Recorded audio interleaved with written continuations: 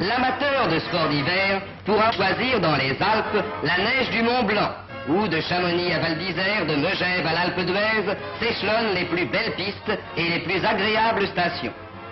Au lendemain de la Deuxième Guerre mondiale, la France a des envies de montagne. En 1952, le Tour aussi a des envies de sommet. Pour la première fois de son histoire, une étape arrive en altitude. Coppi est seul et termine premier à l'Alpe d'Huez, où il prend pour la première fois le maillot jaune. L'Alpe d'Huez, 1860 mètres, un sommet.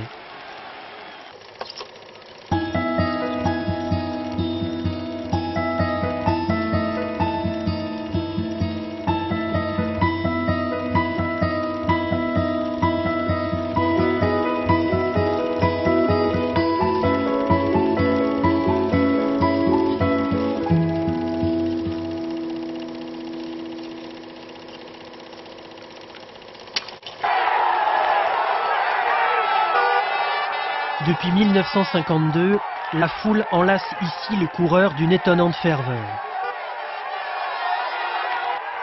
L'Alpe d'Huez, 13 km, 21 lacets, un pèlerinage populaire.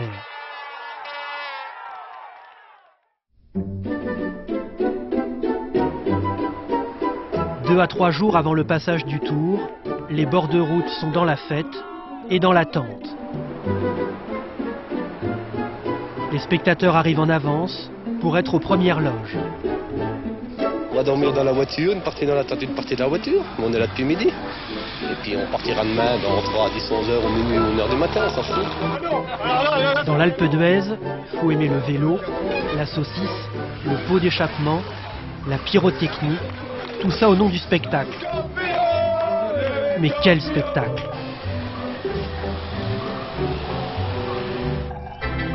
Départ aujourd'hui de la 14e étape, la dernière des Alpes, avec la terrible ascension de l'Alpe d'Huez. Au petit matin, le plus sauvage des campings de France se réveille. Sans les douches, mais avec des activités de vacances. Admirer la beauté du paysage, un échauffement chorégraphique, en attendant l'apothéose. Qu'est-ce que vous faites, monsieur? Je ramasse les escargots. Et vous en avez ramassé beaucoup, là? Ben, vous voyez, 5 ou 6 kilos. Bonjour, madame, qu'est-ce que vous lisez, là? Ah, un petit roman, Le Carnaval du Mystère.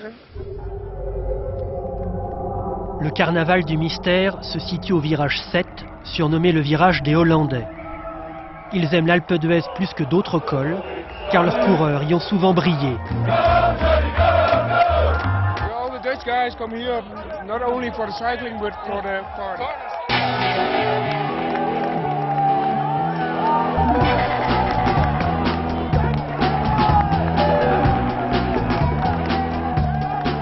Dans le virage des Hollandais, les coureurs sont pris en sandwich entre deux tranches de gouda. Dans une ambiance qui vire parfois à la corrida.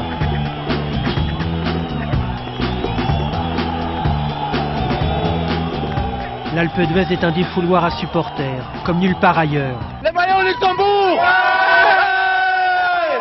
on a les maillots! On a les maillots! On a les maillots! L'Alpe d'Huez est devenu le plus gigantesque des stades de foot. Ouais, je pense qu'il est loin, mais il va arriver au bout et il va être au bout de lui-même comme il a fait pendant tout ce Tour de France. C'est magnifique. Avec sa tribune qui serpente à flanc de montagne, ce drôle de stade peut accueillir entre 500 000 et 1 million de supporters.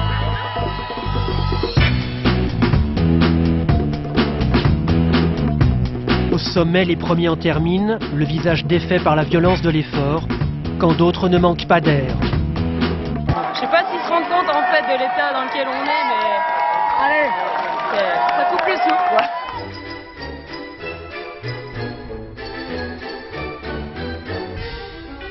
Un jour d'étape à l'Alpe d'Huez, l'air pur de nos montagnes n'est pas le plus pur qui soit.